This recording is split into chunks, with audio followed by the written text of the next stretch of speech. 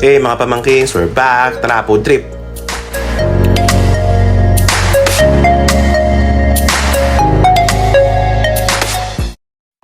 Trip namin ngayon sa hotels. Mag-walk-in for lunch. First on our list, Solea. About 10 minutes away from Alona. For lunch, wala silang buffet. Tingin ko sa breakfast lang. Pero double check na lang din sa page nila. Sa pagpasok, sabihan nyo lang agad yung bantay na mag-walk-in kayo to their restaurant.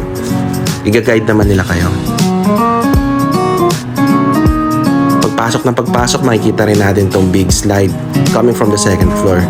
Meron ding foosball, kaso walang bola. You have to get it from the reception.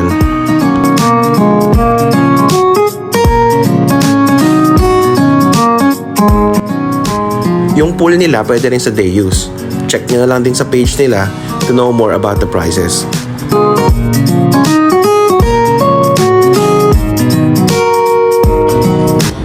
Ang maganda pa dito, yung hotel ay beachfront. So pag gusto mong from pool to beach or beach to pool, mabilis lang, ayos na ayos.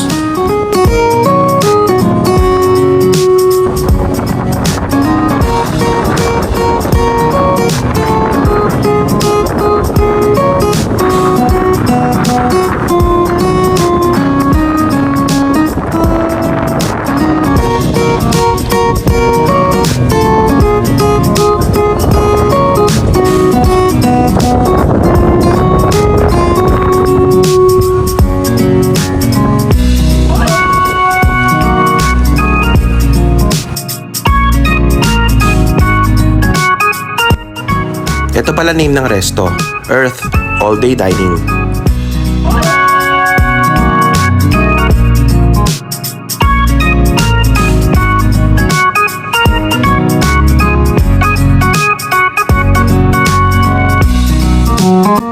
Tara, kain na!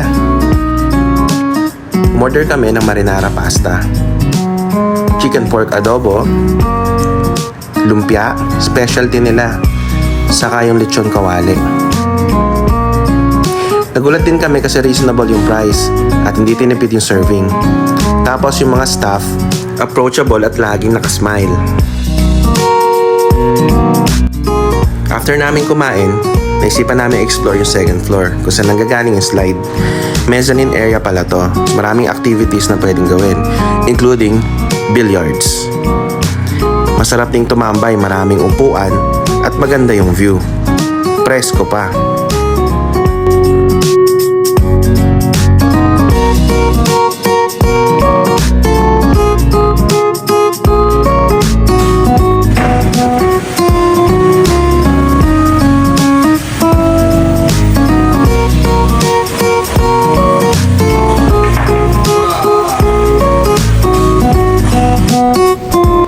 Sa rooftop naman, meron silang bar. Bago lang daw to. It usually opens 3 p.m. onwards. Kaso, depende rin sa weather kung biglang hindi sila pwedeng mag-operate. It offers 360 view of the area.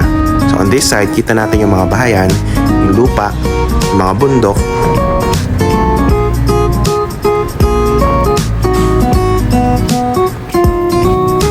And sa kabilang side naman, nandito yung tubig.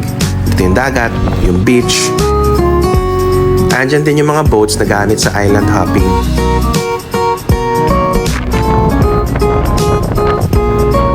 O paano? Bye-bye na muna. Ingat!